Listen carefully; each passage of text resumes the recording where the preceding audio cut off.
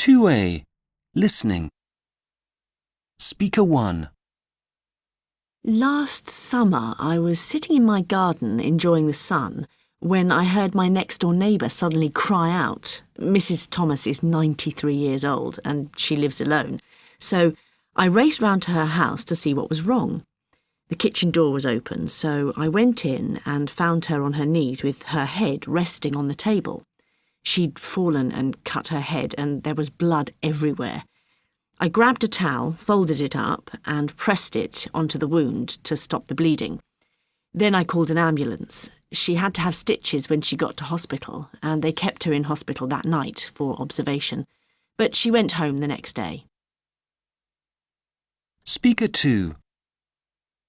The only time I've ever had to use first aid was on a skiing trip to Switzerland.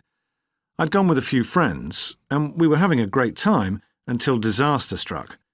One of my more adventurous friends was skiing down one of those slopes which is really only for experts, and he suddenly lost control and crashed into a tree. By the time we reached him, he was in a lot of pain, and his leg was at a really strange angle.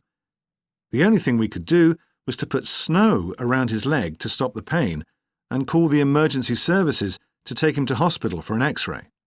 In fact, his leg was broken in 3 places. Speaker 3. I had a bit of a shock once when I was out with a friend walking our dogs. My friend, Rosie, suddenly fell and hit her head on the ground. She lost consciousness almost immediately.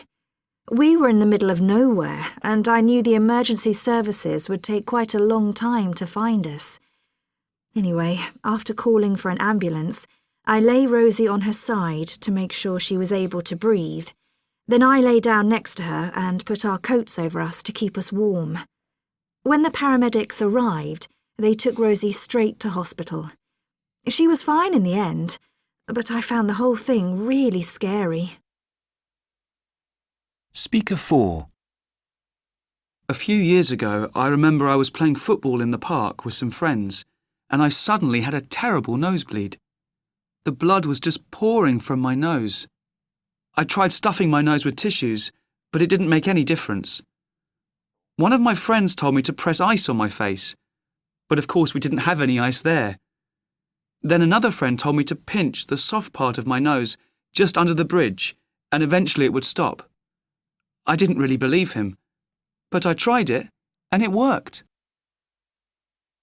Speaker 5. My friends and I were having a barbecue at my house when it happened. My friend Diane suddenly started coughing and excused herself from the table. Her boyfriend, Martin, went after her, and we didn't think anything more of it, until we heard Martin shouting for help, because Diane couldn't breathe. By this time she was turning blue, and she was clutching at her throat.